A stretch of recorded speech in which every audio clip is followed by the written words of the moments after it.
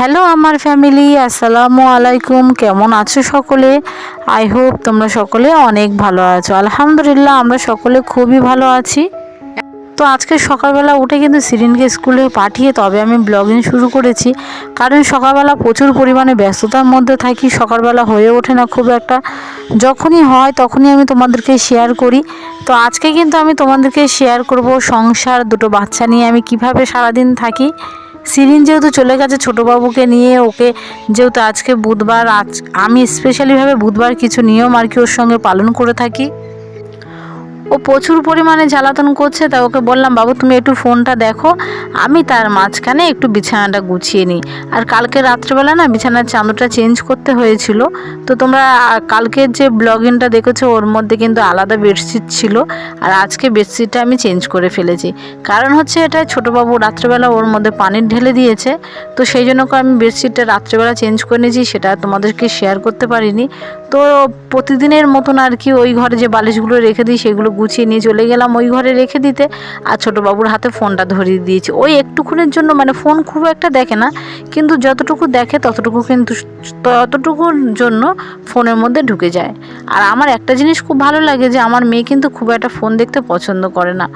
একটুখানির জন্য দেখলেও ওইটুকুনির মধ্যে কিন্তু আমি যতটুকু কাজ হয় আমি ততটুকু কাজ সেরে নিতে মানে তাড়াতাড়ি হয়ে যায়। তো দেখো আমি এপারটাও গুছিয়ে নিলাম। প্রতিদিন ঘুম থেকে উঠে সংসারের কাজকামগুলো এলোমেলো হয়ে থাকলে কিন্তু একদমই ভালো লাগে না। আর আমি সবসময় চেষ্টা করি যতটুকু পারবো ততটুকু আমি গুছিয়ে রাখা, এলোমেলো করে যাতে না পড়ে থাকুক। আর সত্যি কথা বলতে এটাই যে আমি দুটো বাচ্চা নিয়ে সারাদিনই ব্যস্তর মধ্যে থাকি। ব্যস্তর মধ্যে যতটুকু পারি ততটুকু আমি তোমাদেরকে শেয়ার করার চেষ্টা করি। আর আমার তো ছোটো মেয়েটা প্রচুর পরিমাণে দুষ্টু। ও যে ফোনের মধ্যে কি শান্ত হয়ে থাকে ক্যামেরার সামনে এসে, সে আমি জানি আর আমার বড় মেয়ে আর ওর পাপা খুব ভালোভাবে জানে, উপরওয়ালাও জানে। কিন্তু ও যে সারাদিন কি ছটপটে সেটা আর বলে বোঝাতে পারবো না। তো ওই ঘরটা আমার গুছানো কমপ্লিট হয়ে গেছে, চলে এসেছি পাশের ঘরে। আমি হুটপাট করে গুছাচ্ছি, কারণ ও তো ফোন দেখছে, ফোন গুছানোর মধ্যে কিন্তু মানে ফোন দেখার মধ্যে কিন্তু আমার কিন্তু এপারের ঘরটাও কমপ্লিটভাবে গুছিয়ে নিতে হবে।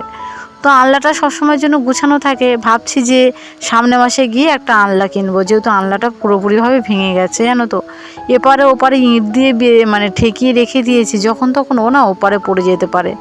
তো আমি এপারটা একটু গুছিয়ে গাছিয়ে নিচ্ছি, নিয়ে আমি ভাবছি আজকের যেহেতু বুধবার আছে, বুধবার একটু বাবুর হাতের নখগুলো কেটে দেবো।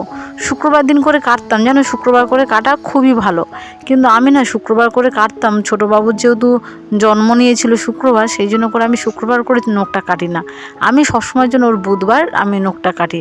বুধবার একটুখানি করে কালমেকা খাইয়ে দিই সকালবেলা খালি পেটে উঠে, সেটা তোমাদেরকে শেয়ার করতে পারিনি, যেহেতু কালমেকা খাওয়ালে জানো বাচ্চারা কী করে, সেটা আর কী করে তোমাদেরকে শেয়ার করি বলো তো ওই মুহূর্তে। তো একটুখানি করে কালমেকা খাওয়াই, আর সঙ্গে তোমার একটু তুলসী পাতার রসও খাইয়ে দিই, জানো ওটা ভালো বাচ্চাদের পক্ষে। আর এদিকে দেখো আজকে একটু তেল মাখিয়ে দিলাম, মানে তেল মাখিয়ে দেবো ওকে, আর নখগুলো কেটে দেবো। প্রতি সপ্তাহে কেটে দিই, এ সপ্তাহে একটু নখটা খুব তাড়াতাড়ি বেড়ে গেছে। তো তার মধ্যে আমি ভাবলাম যে সিরিনের বইয়ের একটা একটু গুছিয়ে দিই। ও কিন্তু নিজের কাজ নিজেই করে নেয়, ওর কাজ আমাকে খুব একটা করে দিতে হয় না। ও যতটুকু পারে ততটুকু নিজের কাজটাই করে নেয়, কিন্তু তার মধ্যে দেখলাম বইয়ের একটা গুছানো আছে, তবুও যেন একটু ওলটপালট হয়ে আছে। ভাবলাম আমি মা তো, তাহলে হাত না দিলে হবে না, একটু বঞ্চে হাত দিয়ে ওকে হেল্প করে দিই আমি। তো আমি ওর বইয়ের গুছাতে গুছাতে কিছু কাগজপত্র পেলাম, ভাবলাম হয়তো কাগজপত্র কিছু লেখালেখি থাকতে পারে। তো দেখলাম না, কিছু লেখা নেই, এমনি প্লেন খাতা ছিঁড়ে ছাড়ে রেখে দিয়েছে ওর মধ্যে। তো আমি আবার ওটা একটু ভালোভাবে মুছে নিলাম, নিয়ে যে ব্যাগটা ছিল সেই ব্যাগটা ওর উপরে চাপা দিয়ে দিয়েছি যাতে নোংরা না পড়ে।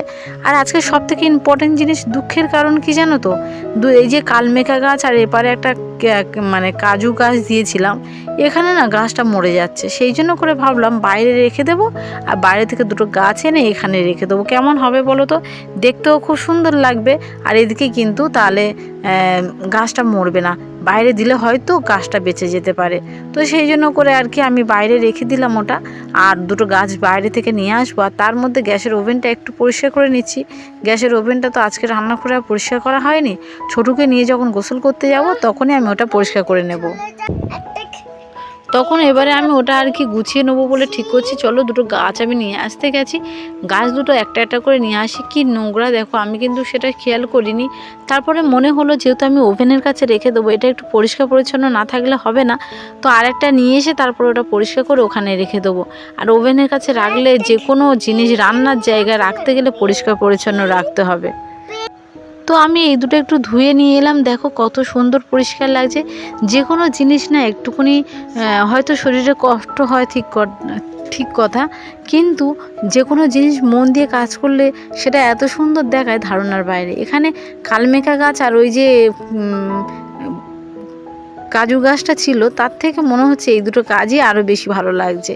আর সাদা এর মধ্যে আছে তো খুব সুন্দর লাগছে।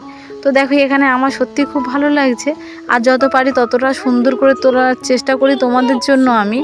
আর এদিকে আমি যখন এডিট করছি, ছোটোবাবু আমাকে বলছে, মাম্মা তুমি খাতা দাও, একটা খাতা নিয়েছি, সিরিনের খাতা আর পেন্সিল খুঁজছে, জানো তো। ও এবারে স্কুলের সিরিনের খাতাগুলো নিয়ে 12টা বাজিয়ে দেবে। তো তোমরা ভয়েস অবশ্যই এখান থেকে পাচ্ছ। তো আমি দেখো এখানে কি সুন্দর করে গুছিয়ে নিয়েছি, আর শেষমেশ ফিনিশিংটা কিন্তু আমি তোমাদেরকে দেখিয়ে দিলাম। দেখো কত সুন্দর লাগছে। আমি একা দেখবো বলো, তোমরা না দেখলে আমার তো মানে কাজটা সাকসেসফুলই হবে না। তোমরা দেখো কেমন লাগছে, আমার কিন্তু বেশ লাগছে। তোমাদের কেমন লাগছে অবশ্যই কিন্তু আমাকে কমেন্ট করে বলবে।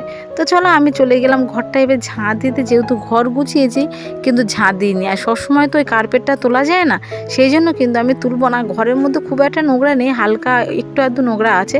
তো আমি একটু আধটু যে নোংরাগুলো আছে সেগুলো একটু ঝাঁট দিয়ে দিলাম ভালো করে, দিয়ে আর কি আজকে কিন্তু আর কার্পেটটা তুলবো না, কালকেই তুলবো, জানো তো। তো আজকে কিন্তু এবারে চলে এসেছি। দেখো পা মোষটা আমি ধুয়ে দিয়েছিলাম, কেচে দিয়েছিলাম, রোদ ছিল না বলে কদিন কিন্তু শুকায়নি। আর আজকে না একটু বেশ ভালোই রোদ উঠেছে। তো যখন রোদ উঠেছে তখন আমি এটা একটু রোদে দিয়ে শুকিয়ে নিয়েছি আর পা পোষটা দিয়েছি। আমার সত্যি কথা বলতে ঘরদোর গুছান গাছান রাখতে আমার প্রচুর পরিমাণে ভালো লাগে। আর রান্নাঘরটা ঝাঁট দিয়েছি, পরিষ্কার পরিচ্ছন্ন আছে, কিন্তু আজকে না রান্নাঘরে হাঁড়িগুলো আর গোছানো হয়নি। ভাবলাম চলো ওই কটা একটু হাতে গুছিয়ে নিই। আর এই যে সকালবেলা মুড়ি নিয়ে ছোটোবাবু মুড়ি বিস্কুট নিয়ে খেয়েছে, আর জিনিসগুলো না এদিক ওদিক করে রেখে দিয়েছে। ওরা তো বাচ্চা, ওরা তো আর গুছিয়ে রাখতে পারবে না, চলো আমি ওটা গুছিয়ে নিই। তো আমি এটা গুছিয়ে নিয়ে তোমাদেরকে বলি, কালকে আমার ভিডিওর মধ্যে অনেকজন কমেন্ট করেছো, আর তোমাদের ভালোবাসাতে আমি সত্যি খুবই ভালো লাগে আমার। তো তোমাদের সকলকে অনেক অনেক ধন্যবাদ এত ভালোবাসা দেওয়ার জন্য। আর আজকে এত দূরে এসেছি শুধু তোমাদের জন্য। তো তোমরা সাবধানে থাকবে, ভালো থাকবে, এটাই দোয়া করব। আর তোমরা যেভাবে ভালোবাসা দিয়ে যাচ্ছ সেভাবে আমাকে একটু ভালোবাসা দাও। তোমাদের কাছে আর কিছু চাওয়া নেই, নিজের লোকেদের কাছে ভালোবাসা পায় না, তোমাদের কাছে ভালোবাসা পাচ্ছি, তাই আমি আলহামদুলিল্লাহ, তাই আমি প্রচুর পরিমাণে সুখী। তো এইদিকে দেখো আর এইদিকে যখন আমি তোমাদের সঙ্গে আর কি ভিডিও শেয়ার করছিলাম, তার মাঝখানে দেখতে পেলাম ছাতা খাটিয়ে বিছানার উপরে বাবু শুয়ে আছে, শুয়ে শুয়ে ফোন দেখছে। ও না একটা ছাতা ফেলে বিছানার মধ্যে শুয়ে থাকে এইভাবে ছাতাটা খাটিয়ে। তো এই ছাতাটা খাটিয়ে বিছানার উপরে শুয়ে আছে। আমি ওকে জিজ্ঞাসা করছি, বাবু কী করছো? বলে মাম্মা ফোন দেখছি। বলে কত রকম কথা আমাকে বলছে, জানো তো। একটু দুষ্টুমি করে, কিন্তু ওর মুখটা দেখলে হাজার কষ্টের মধ্যেও হলেও আমি কিন্তু অনেকটা মানে যখন কষ্ট হয় ওদের দুই বোনের মুখের দিকে তাকিয়ে আমার সেই কষ্টটা কিন্তু দূর হয়ে যায়। মা তো যতই হোক। তো দেখো আমি কিন্তু আজকে ছোটোবাবুর নখগুলো কেটে দেবো, একটু তেল মাখিয়ে দেবো ভালো করে, সর্ষের তেল। তো যেহেতু প্রতি সপ্তাহে একবার করে সর্ষের তেলটা জবজবে করে মাথায় একটু মাখিয়ে দিই, প্রতি সপ্তাহে কেন প্রায় বেশিরভাগ সময় আমি তেলটা একটু বেশি করে মাখিয়ে দিই। আর এদিকে মাখিয়ে দেবো। আর ও কিন্তু প্রচুর পরিমাণে কান্না করছে, দেখো মুখটা। আর কান্না করছে যখন, ওকে না আমি যখন মানে কাঁদে আমি একটু ওকে বোঝাই যে বাবু এই দেখ তুই আমার ভালো মেয়ে, তুই আমার সোনা মেয়ে বলে কত রকম তাকে বোঝায়। সত্যি কথা বলতে দুটো বাচ্চাকে যে কী কষ্ট করে বড় করেছি, আর এদিকে তোমার কি কষ্ট করে যে আমি সংসারটাকে চালাই, সেটা একদিন অবশ্যই ভিডিও তোমাদের সামনে নিয়ে আসবো। ওর যেহেতু নখটা কাটবো যাতে বিছানায় না পড়ে, সেই জন্য করে কিন্তু আমি গামছাটা বিছিয়ে দিলাম, যাতে মানে বাইরে আর কি নখগুলো না পড়ে। গামছার মধ্যে পড়লে গামছাটা আমি বাইরে ঝেড়ে দিয়ে আসতে পারবো। বিছানার মধ্যে থাকলে ও তো বাচ্চা, ওর গায়ের মধ্যেই গিঁদবে। তো আমি ওকে বললাম যে বাবু ক্যামেরাটা মানে ফোনের দিকে তাকিয়ে বললাম, বাবু দেখ সব আন্টিরা কিন্তু দেখছে, তুই যদি ভদ্রভাবে নখ না কাটিস সবাই কিন্তু তোকে খারাপ বলবে। তো সেই মতন কিন্তু আমার কথাটা আমার মেয়ে বাধ্য মেয়ের মতন শুনে নিল। আর তোমাদেরকে একটা জিনিস শেয়ার করি, যেহেতু তোমরা আমার ফ্যামিলি, তোমাদের কাছে সুখ দুঃখে শেয়ার করাটা আমার উচিত। তো একটা দুঃখের কথা শেয়ার করি, রাখি দিবস চলে গেল, আর যেদিন রাখি গেছে সেদিনকে কিন্তু আমাদের কাছে একদমই টাকা ছিল না। তো ছোট সিরিনকে স্কুলে যাওয়ার জন্য 20 টাকা দিয়েছি, বলেছি 10 টাকা টিফিন খাবি আর 10 টাকা রাখি কিনে নিয়ে বন্ধুদের সবার 1 টাকা করে হাতে দিবি। ও কী করেছে, রাখিটা কিনে সব বন্ধুদের হাতে দিয়েছে। মাঝখানে একটা টিচারকে দিতে গিয়ে দেখতে পেলো যে টিচারের হাতে কিন্তু সবাই বড় একটা রাখি বাঁধছে, আর ওর কাছে তো টাকা ছিল না। ও যেহেতু 1 টাকা রাখি বেঁধে সবার হাতে পরিয়েছে, টাকার জন্য বাচ্চাটা রাখি কিনে মাস্টারকে পড়াতে পারলো না। এত কষ্ট হয়েছে তার মধ্যে। এসে যখন আমাকে বাড়িতে বলে যে মামা জানো ওই আন্টিটা না গো, ম্যাডামের সবাই 5 টাকা রাখি পরিয়েছে, আমার কাছে যেহেতু 1 টাকা রাখি আমি পড়াতে পারিনি, আমি চলে এসেছি। তারপরের দিন ওর পাপা কী করলো, ওকে 50 টাকা দিয়েছে, তুই 50 টাকা নিয়ে যা বাবু, দামি রাখি কিনে সবাইকে পড়াবি, যেহেতু তোমাদের দাদাভাই মাইনে পেয়ে গেছে। তো এইভাবে আমি সংসার চালাই গো, 2টো বাচ্চা নিয়ে সত্যি খুব কষ্টের মধ্যে থাকি। সব কিছু কী করে শেয়ার করি বলো তো, তোমাদের ভালোবাসাতে যতটুকু পারি ততটুকু শেয়ার করার চেষ্টা করি। আর আমি যেহেতু একা 2টো বাচ্চাকে থেকে বড় করছি গ্রামের দিকে, তাও ওদের কথাবার্তা চাল চলন সব কিছু অন্যরকম করার চেষ্টা করি, যাতে অন্য দিকে না যায়। স্পেশালি এখন মেয়েদের দেখে ভয় লাগে গো। আমরা মা, আমাদের জীবনটা বাঁচানোর থেকে, আমরা মা হয়েছি যেহেতু আমাদের বাচ্চাদের বাঁচানোটা বড্ড রিস্ক হয়ে গেছে। চারিদিকে মন্দ লোক যে ঘুরে বেড়াচ্ছে। তো সবাই সাবধানে থাকবেন, ভালো থাকবেন। আজকে ভিডিওটা এই পর্যন্ত। তো আজকে ভিডিওটা কেমন লেগেছে অবশ্যই কিন্তু কমেন্ট করে বলবেন। আর সবাই সুস্থ থাকবেন, আমার 2টো বাচ্চার জন্য দোয়া করবেন।